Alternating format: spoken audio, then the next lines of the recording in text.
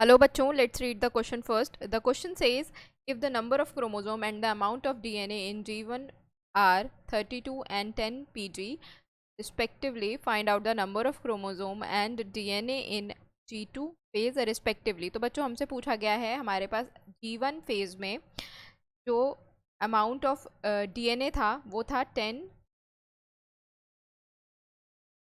Picogram, यानी कि ये है आपका अमाउंट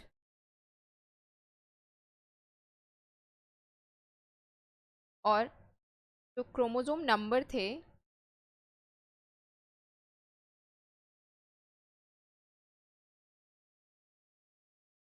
वो थे 32। तो 32 क्रोमोसोम नंबर्स एंड जो अमाउंट ऑफ डीएनए था वो 10 पिकोग्राम था G1 फेज़ के अंदर। तो अब हमें बताना है कि G2 फेज़ में ये चीज़ें कितनी रहीं। तो इसके लिए बच्चों हम एक बार सेल साइकिल देखते हैं। तो ये है हमारी सेल साइकिल।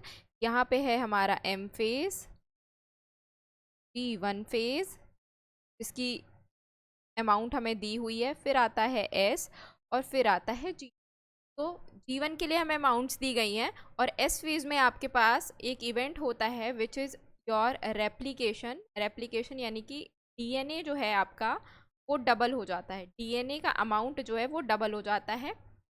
तो यहाँ पर हमें डीएनए का अमाउंट डबल करना है। तो हमें यहाँ पर कितना दिया हुआ है 10 पिकोग्राम। अमाउंट डबल होने का मतलब है 10 से 20 पिकोग्राम हो गया, यानी कि डबल हो गया।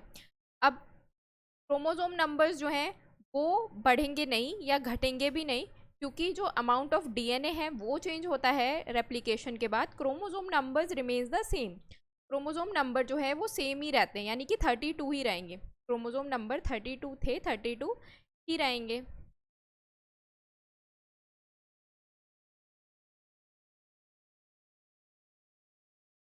तो एस फेज में क्या हुआ, आपका अमाउंट ऑफ डीएनए बढ़ गया जो कि 10 से बढ़ के 20 पिकोग्राम हो गया, और जो क्रोमोसोम नंबर थे वो उतने ही रहे। और हमसे यहाँ पे पूछा कब कब के बारे में गया है, G2 फेज के बारे में पूछा गया। तो G2 फेज में जब सेल आता है तो उसके पास अमाउंट ऑफ डीएनए जो है वो बढ़ चुका है, यानी कि 10 से 20 हो गया है और 32 क्रोमोसोम 32 ही है। जब G2 में आया तो सेल के पास ये रिस्पेक्टिव क्वांटिटीज़ थी। अब हम ऑप्शन में देख लेते हैं कि G2 में हमारे पास जो है ऑप्शन में क्या क्या अवेलेबल है। तो 16 और 10। तो 16 का मतलब है कि क्रोमोसोम नंबर जो है हाफ हो गए और जो अमाउंट ऑफ डीएनए था वो बढ़ा ही नहीं। तो ये गलत हो गया कि अमाउंट तो हमारा डबल हो रहा है ना। यहाँ पर क्या दिया हुआ है 32 क्रोमोसोम नंबर जो कि पहले जैसे थे सेम, तो ये तो सही है। और अगर पिकोग्राम्स जो थे वो डबल हो गए, यानी कि 3 पिकोग्राम, ये एकदम सही ऑप्शन है।